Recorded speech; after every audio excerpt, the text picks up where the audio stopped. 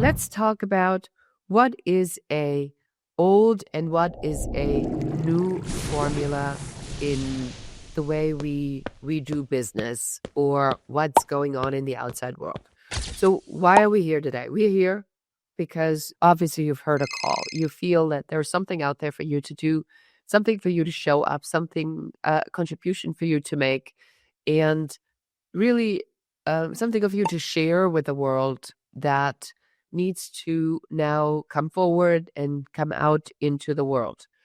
And hello, fabulous person. Beate Gillette here. I am the host of the Business Growth Architect Show, and I want to welcome you to today's episode where we discuss how to navigate strategy and spirituality to achieve time and financial freedom.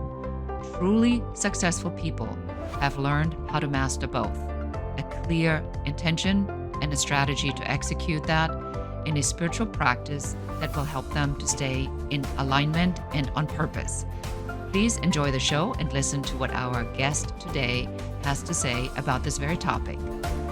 As you probably all have heard in my musings and my writings, that I have been in another very significant disaster, and we lost our home and everything that we own in January in the Palisades fires. I will talk about this a little bit, but what I really want to talk about today is we oftentimes go into these things and life happens, and then we pull back and we get scared and we say, oh my God, is this a sign that I'm not supposed to be doing something? And I want to share with you some of the things that I'm going through and open it for you to interactively communicate with me about what's going on in your life and really talk about together on what's going on in the outside world, which is insane, and what's going on in the inside world and how some of these spiritual practices apply and kind of what we are really seeing here and what is this all about and where are you in this? What's your call? How are you supposed to be showing up? Let's talk about what is a old and what is a new formula in the way we do business or what's going on in the outside world. So why are we here today? We're here because obviously you've heard a call. You feel that there's something out there for you to do, something for you to show up, something contribution for you to make, and really something of you to share with the world that needs to now come forward and come out into the world. So when we build a business, there is so much to do, and we have so many things that we need to do that we have to find the clients, build the business, come up with a value proposition, design an avatar, establish our value, tell them why we're unique, step into the purpose, be happy, find a good balance. And how many different things are we having that are really part of this process that we are overwhelmed by a lot of times? And so when we look at the spiritual aspect of things, and I have really been going much, much deeper into the spiritual aspects of things, and what you'll find is that when you do go deeper into things in general, these kinds of things do come up, and spirituality becomes to emerge deeper and deeper and deeper, because at the end of the day, we are all connected. Everything is connected. And I'm going to share some examples on how I've seen this really happen specifically since January. Spiritual concepts often are around joy, a meaning, a purpose. How do I step into something that is meaningful? How strong is this call for you? And you could just maybe rate it from a scale 1 to 10 to say, it is super meaningful. This is like super important to me. This is where I'm at.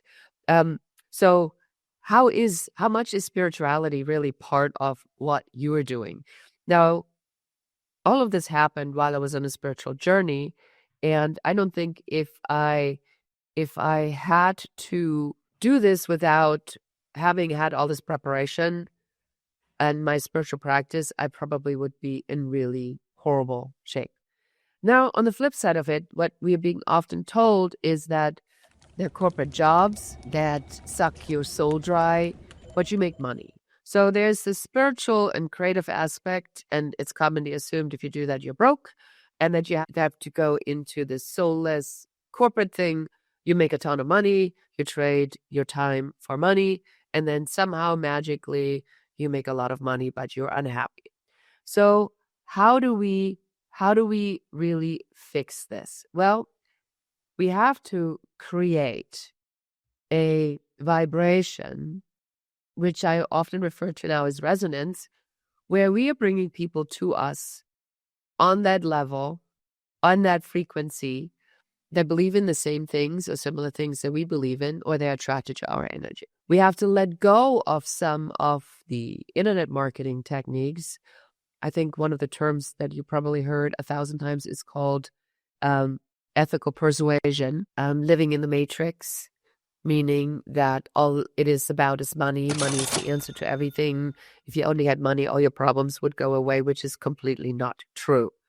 And somebody said this to me yesterday, and that was a really great way to put it. He says, so people are taking no risks their entire life, and they're trying to get to die as safely as possible.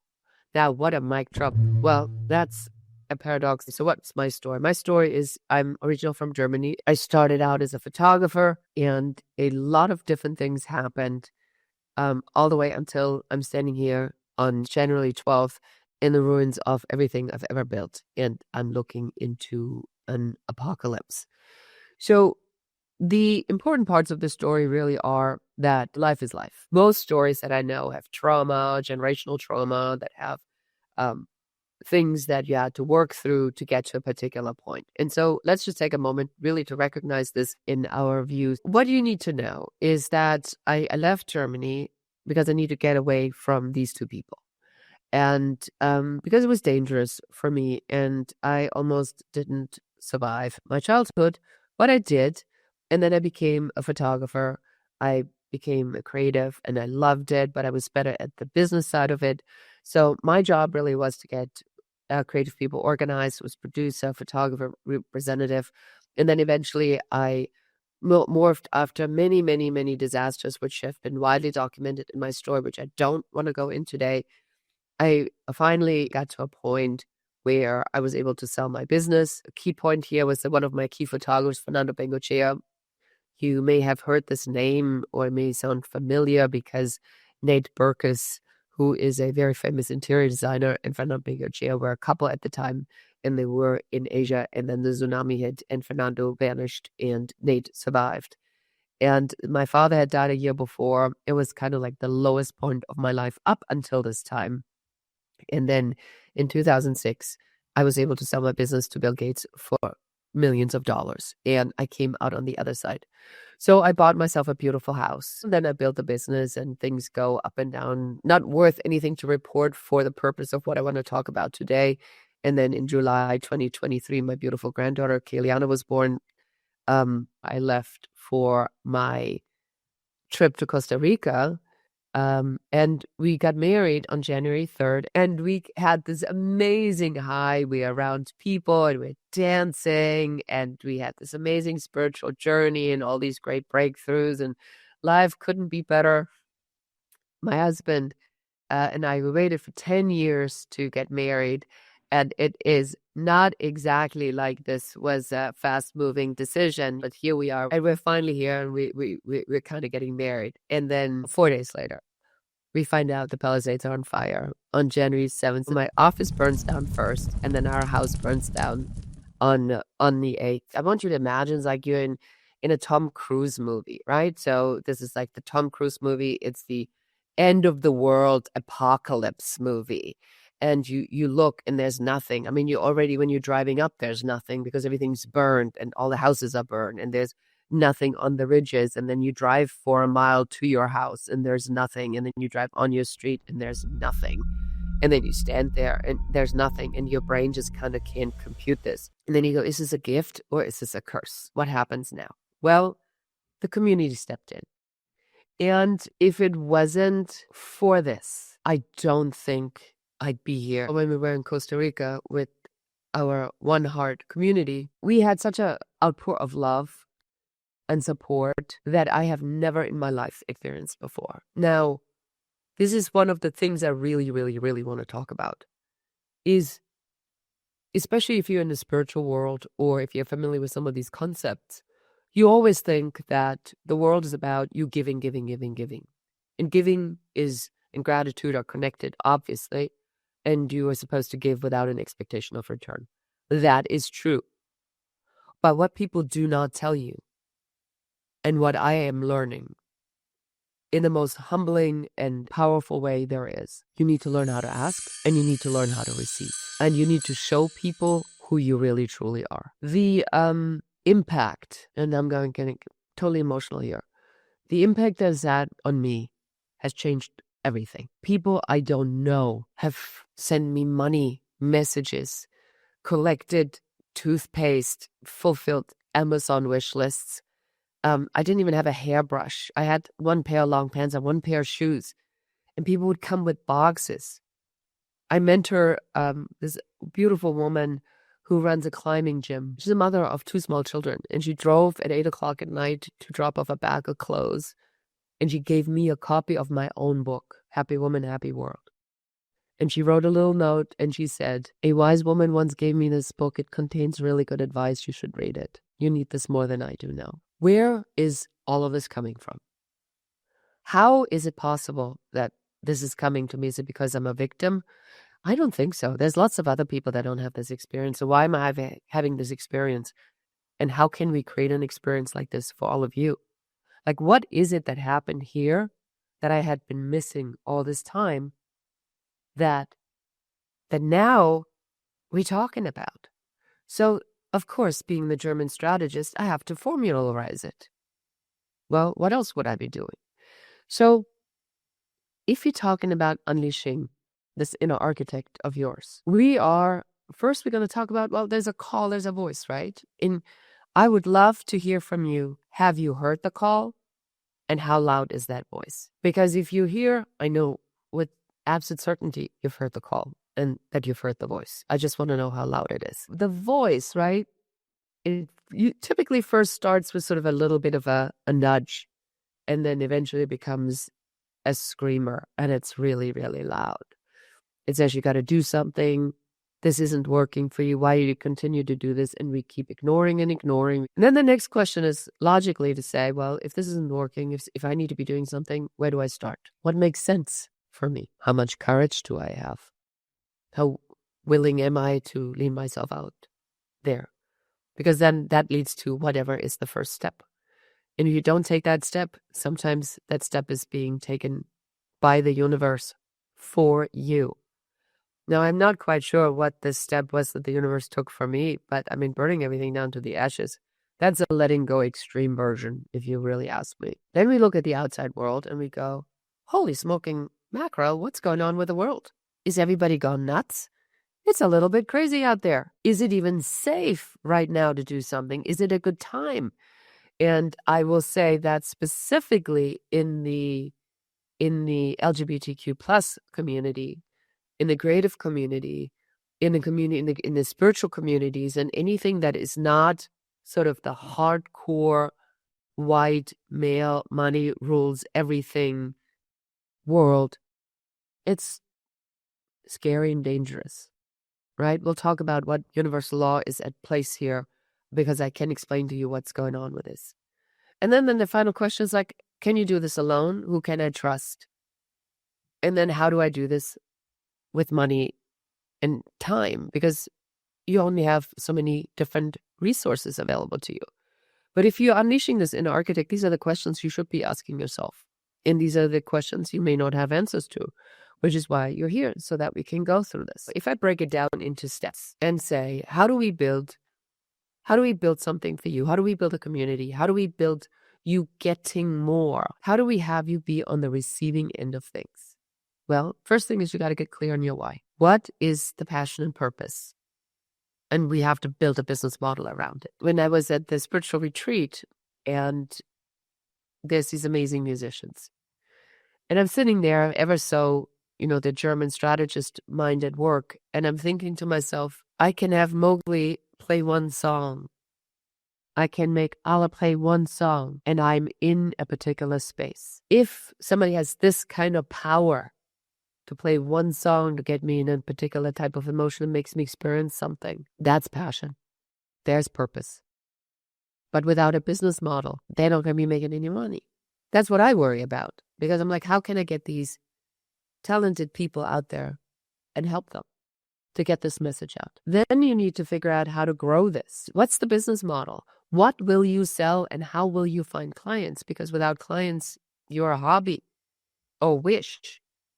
Just because you set up an LLC or a corporation or told two people about it, that's not a business. That's still in the idea phase. You have to figure out, what are we going to be doing? And lead generation pipelines, predictable revenue is not without challenges, because it changes all the time. And then we don't want to know, how do we scale it? So once you've figured out, this is my skill set, this is what I'm good at, here's what people want from me, here's what makes people happy, here's how I can find clients, how can I now put this a bit on steroids and build strategy and systems so I can scale it?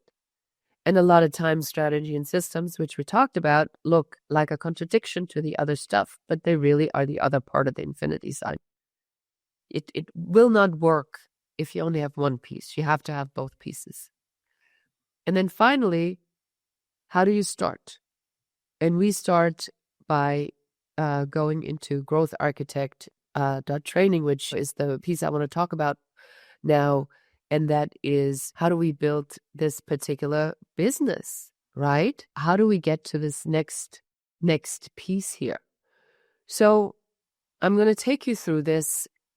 And this isn't going to be a hard sales pitch, so you don't need to worry about this. I believe in the attraction model, which I really want to talk about more. But I want to tell you what I'm doing. My job is to help people to build businesses and to get their message out in the world. And the message that I've got in my spiritual journey was for me to really go ahead and not just find clients and then teach them how to run their business, but to also give them everything I've ever created. All my workbooks, all my forms, all my methods, how to facilitate, how to do strategic facilitation, how to teach people how to do mission, vision, and all these kinds of statements. So I have no idea how I'm going to build this yet, but it'll be revealed to me, and we are building it. I want to make sure I talk about this program. It's an 8-week program. In 8 weeks, we build the business model, and we build the minimum viable offer.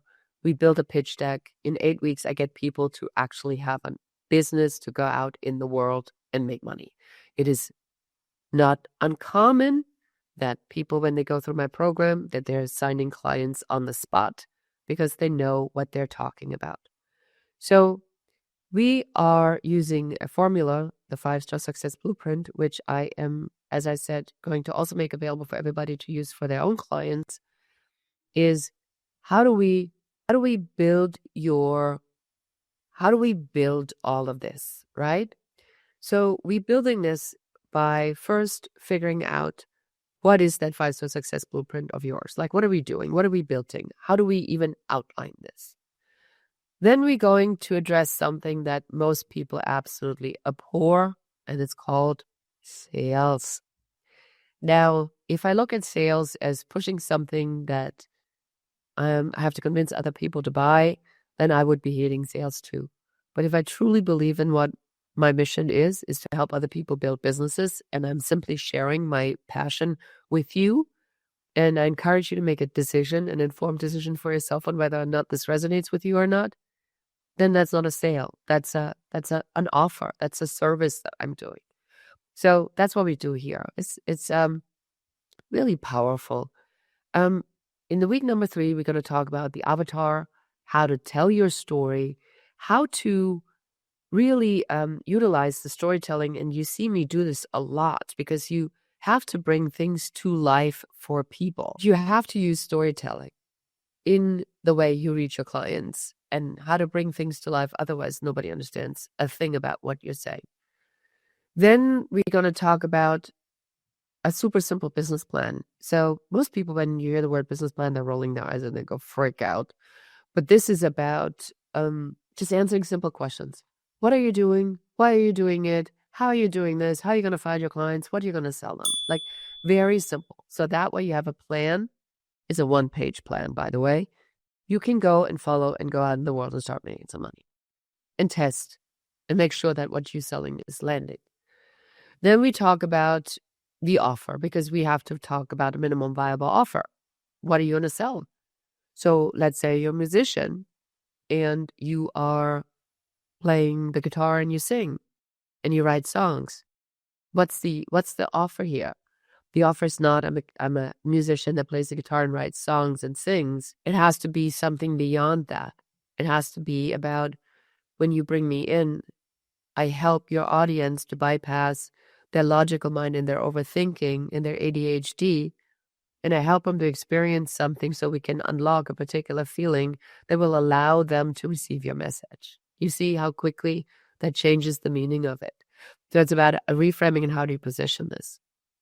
Then we talk about accountability and what are we now doing? What are the strategies that we implement? We're doing this, by the way, live together. This is all done in real time. We meet once a week for 2 weeks to go over the main session. We have a community that we have. We have a WhatsApp group that we have. As you go through this, you asking questions, you connecting with your peers, and you have to actually do the work because you're going to get a workbook. And then we're talking about what are the barriers that are coming up, because inevitably something always comes up that's in your way. And then in the final week, guess what? You're going to be pitching. You're going to have a full pitch deck. I give you the deck. I show you how to do it. And you'll be ready to actually pitch.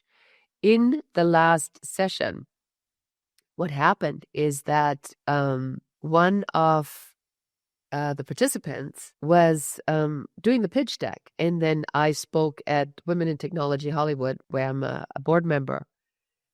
And I sat next to the Microsoft people. And the woman next to me was the product manager for AI products. And as we're talking about this, and she's asking me what I'm doing, I'm mentioning the example of Mike. And she says, hey, should we throw a couple of our AI engineers and see if we can help him build a language model for nonverbal people? Thank God he had the pitch deck. Because all he had to do is go into the pitch deck, make a couple of changes, and he was ready to send a pitch deck to Microsoft. I mean, how is that? So these opportunities actually do happen. And I want you to think about this on whether or not you're so inclined to look at something like this, if this is something that you feel might help you on this page, and it's growth architecture training. There's lots of testimonials. These are people that are going through. This is Mike that I just spoke about. This, my daughter actually went through this. There's a lot of people that have taken this program and have done really, really, really amazing with it. So if that is something that is interesting to you, we do this very, very easily. So just talk to us. We make the money always work. It is. And I'll talk about the money because the money really is super important to discuss. You have to have an investment into something like this. Otherwise, you're not committed. That's just the way it goes. There is an energetic aspect to money in success that we also have to pay attention to.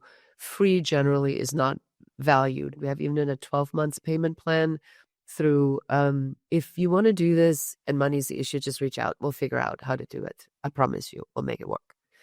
Okay, so let's talk about the pieces of when you are now thinking about doing something extraordinary for yourself and stepping into this next level, and you don't know how.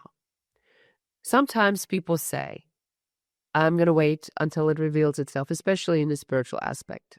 I pray for the answer and it will come at the right time. That is correct. But if you have ever read the Surrender Experiment, or you understand these principles, how they really work, it means that when something shows up, you need to say yes. Like you cannot just sit there and pray. Then when something shows up, you need to say yes.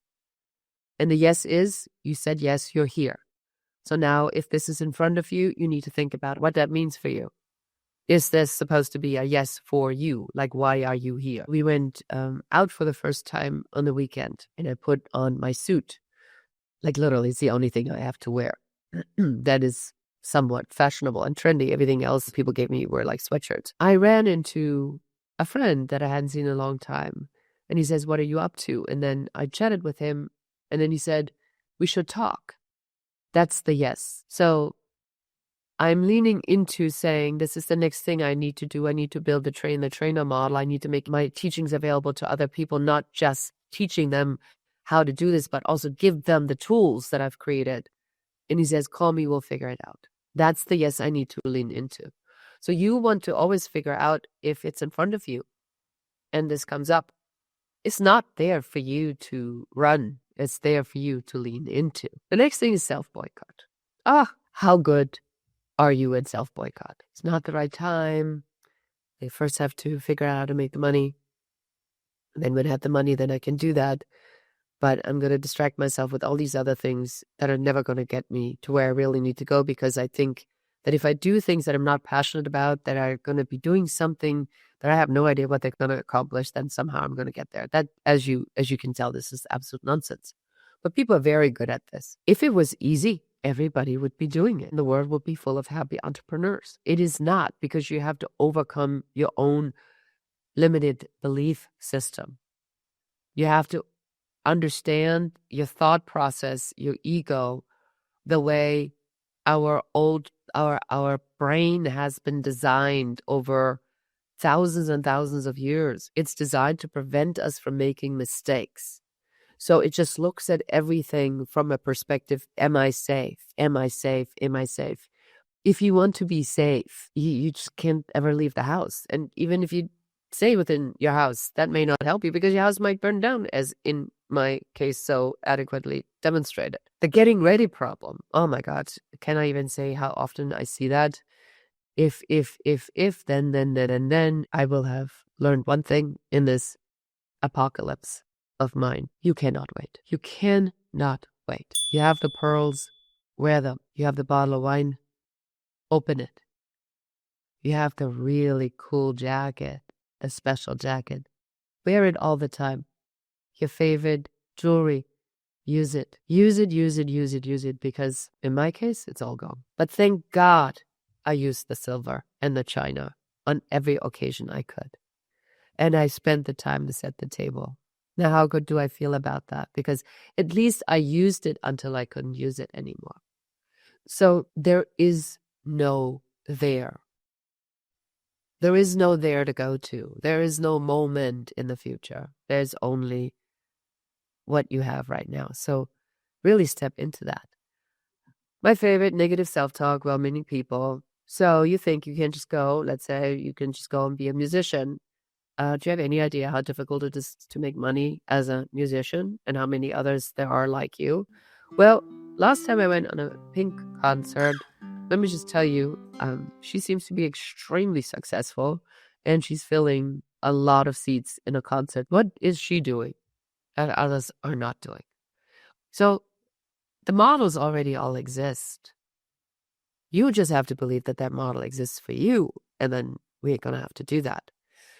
Unconscious barriers, limiting belief, I have no money, fears of failure, what if I make a mistake, what if I make a mistake again? That oftentimes happens specifically to people that have made mistakes, or they have the perception of having made mistakes. Stuff goes wrong all the time. But if you have attachment to the mistake, then it'll prohibit you from making a step into the right direction. You want to own and love your mistakes. When I was doing a lot of the outreach, and I want to be super transparent here, I'm sick again. We are now like 2 months ago. Yesterday I got married. Wow. It certainly doesn't feel like it. You try to do the best you can with what you got. We did the LinkedIn outreach, and there's been bumps in the way of finding the leads, and then people tell me no. What, am I going to be upset that for people that say no? Because the people that say no are people that are not meant to work with me. I can find joy in saying, oh, thank you so much for letting me know. At least I know it is not you, so I can focus on finding the people that are meant to work with me. Isn't that much better? So this like beating yourself up over generational trauma or belief systems and patterns is unfortunately extremely unhelpful. What if? It's already happened. My house already burned down. Everything I own burned down. All my jewelry is gone. I can give my daughter nothing. I have no Mother's Day card. I have no letter from my father. I have no award, no photo, illustration of anybody that's ever worked with me. All my art's all gone. Everything's gone. It's already happened. What am I going to do? And then sometimes what happens is it's really difficult, and sometimes it's okay. But that's just life. But when you don't do anything, the pain increases because a call is a call. That much I can tell you. So what's the difference of success? Like, what makes people successful? And I think about this really all the time, especially in my show, the Business Growth Architect Show. I talk a lot about what makes people successful and what makes people stay stuck in that particular pattern. So some people just figure it out and some people just don't. I find that most of the time especially in business where we talk about this, I think the number one mistake is you follow a model that is someone else's one specific model that they've refined, because internet marketing or marketing is designed to divide the market into I do the speaking, I do the book, I do the onstage presentation, I do the online course, I do the funnel hacking, I do the lead generation. They're dividing this market into one thing that they pretend builds on the other thing, so that at the end of the day, you could buy all these things. And they tell you that if that one model that they have, you follow that would work. But it can't work because it's a tactic. It's not a strategy. It's not a business model. So you can't take one tactic and say, I'm using this one tactic, and boom, somehow everything magically works out. It just does not work that way. You have to have the business model first. Without that, you sound like everybody else. You design your model before you build the business. That's the way to do it. And it has to be your model based upon your criteria, how you operate, what you believe, and how much time you want to put into this, what matters to you, not me. What do you care on what I like or not like? This is about you. This is about how do we get you there. If you are a mother of 2 small children, I'm not going to put you in a business model that makes you travel 100 days a year as a speaker. What kind of model would that be? That's ridiculous. And still I see it happen over and over again. Oh, the sacrifices we make for some point in the future. No, no, no, no, no. You don't have time, energy for that. What's yours is yours and it's already here. But you do need a business model that is yours, and you need to know who your clients are. You need to have a value proposition. You need to have a minimum viable offer, and then you need to have the passion to actually do that. So what about you? Where are you in all of this? And I'd love to hear it from you in the comments. Is what's resonating? Is there like something that you've heard where you go, that's making me think? I'd really love for you to give me a little bit of a feedback here and tell me if there's something where you go, I disagree, I agree, or I didn't think about that. It helps me also to fine tune this. The more you step into your purpose, the more spirituality you find. The more you look into science, the more spirituality you find. The clearer vision and deeper your desire, the more success is possible. But you need a strategy to execute. Spiritually and strategy, this is how it works together. Spiritually, it's very woo-woo, supposedly. But it means that if you use spirituality, you can really tap into passion. Like when I watched Hamilton, and you just feel that energy and that vibe, the music and the power. And this is a guy that couldn't get placed in musical theaters because he was too out of a character. So he wrote his own musical and he became ridiculously successful. It exists.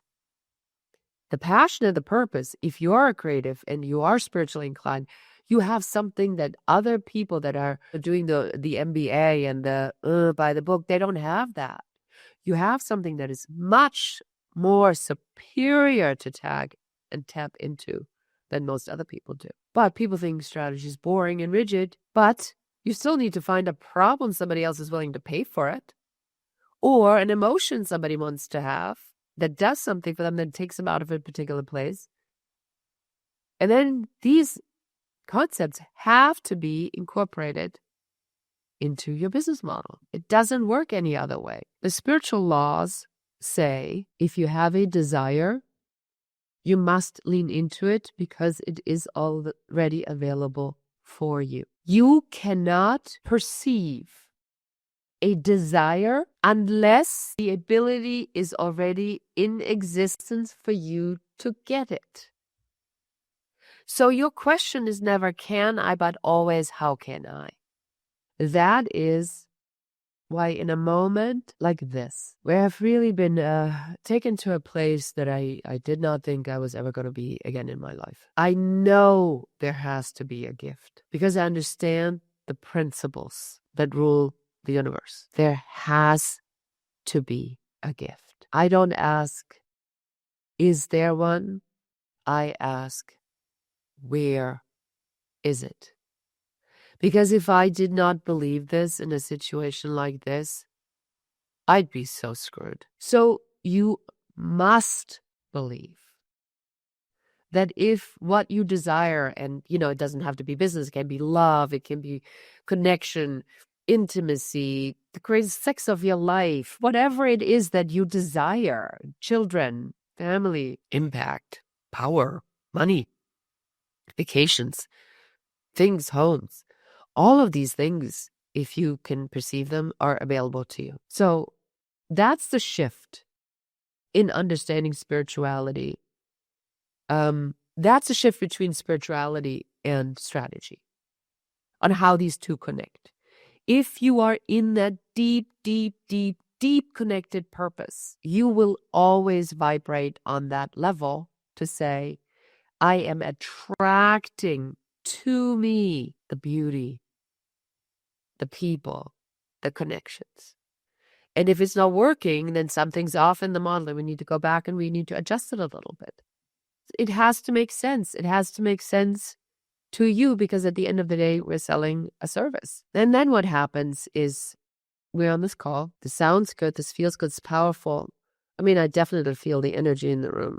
I hope you feel it too. I work a lot with intuition and a lot of the messages I'll really literally pull down. I don't over practice this. It's not scripted in the sense I give myself, an outline, but I'm feeling sort of what's happening with you, and I do my best to take this energy into how I talk about it to make these principles clearer for you to understand because they're principles at work. They're learnable. This is not secrets. This is all very obvious. But then procrastination happens, especially if you're an entrepreneur, because if you're an entrepreneur, you may very, very much have ADD because you're suckers for great ideas. There's one. There's one. There's one. And then you get into these 1,000 different things in there. The key is to say, what are you here for at this time? How do we take your experience, your expertise, even though it may look completely unrelated to what you're feeling called to do, and you tie that into that? That is my gift. I do that better because I can see how the things that made you connect on a level of relatability to a group of people that you're probably here to serve. But that's my skill set. That's why I do this, because I want to help people to do that. Whatever happens after this is for you. And then we prioritize what matters most. It's your call. It is your decision. I am not here to convince you. My job is to get you to the intersection. Your job is to make the decision. We always figure out the money. Money has to be a pain point in this. If it was easy, everybody would be doing it. You are required, the universe, God, spirit, whatever you want to call it, asks you how badly do you want it. And that requires a commitment. With no commitment, there are no results. Because then it doesn't matter. This must matter. It's almost like it has to hurt. That's how much it has to matter to you. It must work. And if you put money down, the pressure is even more intense. And that's what it's designed for. It's a good thing. I told you I was going to explain to you sort of what's going on in the outside world and what's going on the other side. So there's a law called the law of polarity. And it says if it exists on one side, the opposite must exist. So you can only see black because there's white. You can only define gray because there's black and white. You can only understand night because there's day. So what's happening right now in the outside world is that the pendulum swing is violently swinging from one side to the other. It is so insane. Literally insane. That you'd be best off not to even listen to it because it'll make you crazy because it doesn't even make any sense. It's like, who talks like this? Who acts like this? But if you look at this from the spiritual law of polarity, you see that if there is such a anger, hostility on the one side, what must be possible on the other side right now? And that is what we're going to be focusing on. Now it becomes very interesting. So if this energy is so wild out here, the energy must be so wild out here. But this is the spiritual part of it. This is the love. This is the fear. This is the love. So if the love has the same kind of intensity, imagine the creation power you must be having right now. And this is the mass activation I've been talking about. There has been a mass activation of conscious leaders that have been called to step the heck up because of what's going on over there. If that is you, you cannot wait. We have 2 years. That's the number I've been told, 2 years. We have 2 years to get ready, to get our stuff in order, to get organized, to get our message out, to get ourselves in position, because this is going to explode in some shape, form, or another. And for everybody else, they're going to need people like you and me to be there and say, no worries. It's all good. We got you covered. Be prepared for this. Solutions will come from the middle because the only agreeable thing is a compromise. There is no compromise right now. So honestly, it's best to just shut up right now, do your thing, get ready. And when this whole thing blows over, you need to be there. And then the self-sabotage pattern. Oh boy, oh boy, oh boy, oh boy. Tomorrow, I'm tired. I don't know what's going on. I tried it before, it didn't work. We all have a particular point where we stop. And that would be my next question to you is, where do you stop usually? How far do you go? Why don't you go all the way? Why do you go only to this point? What is it at this point that the attachment is? That's the true growth, is to move past this moment. Like I literally thought I had it all figured out. I cannot believe that at 60, I just start all over again. But it has to be a gift. So I am going to find it, and I'm going to tell you what it is. I'm not sure what it is right now. But I do know it's about community building. That is my call because I've seen what the community did to me and for me.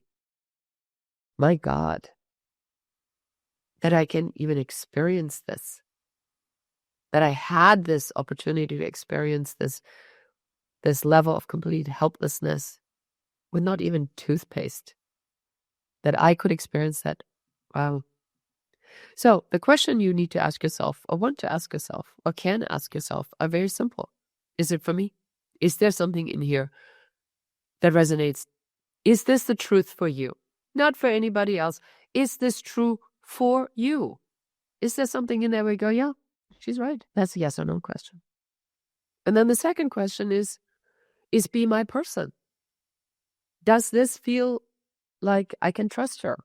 That's also a yes or no question. And we are making this very easy. Let's talk about it. I don't know if this is right for you. It is your decision. But if you are ready I promise you, I give everything that I have to make that work for you because I know what's at stake. So again, if you want to check out the program, go to growtharchitect.training, go schedule an uncovery session. That's really the message for today to talk to you is that I think we've been called to create a tribe, a community of people that believe that people are good, that the world is good, and that we can sustain a balanced life with love, connection, and community, respect for each other, preserving a world for our children's children to live in, and a lot of healing because what's happening is not healthy. So be the solution that you want to see in the world. That's my message for today. Love is infinite. Opportunity is infinite. Business models are infinite. Money is infinite. We can always create more. So that's my message to you. I hope I get to do this with you. And I see you again. And goodbye. And hello, fabulous person. Beate Gillette here. I am the host of the Business Growth Architect Show, and I want to welcome you to today's episode where we discuss how to navigate strategy and spirituality to achieve time and financial freedom. Truly successful people have learned how to master both, a clear intention and a strategy to execute that in a spiritual practice that will help them to stay in alignment and on purpose. Please enjoy the show and listen to what our guest today has to say about this very topic.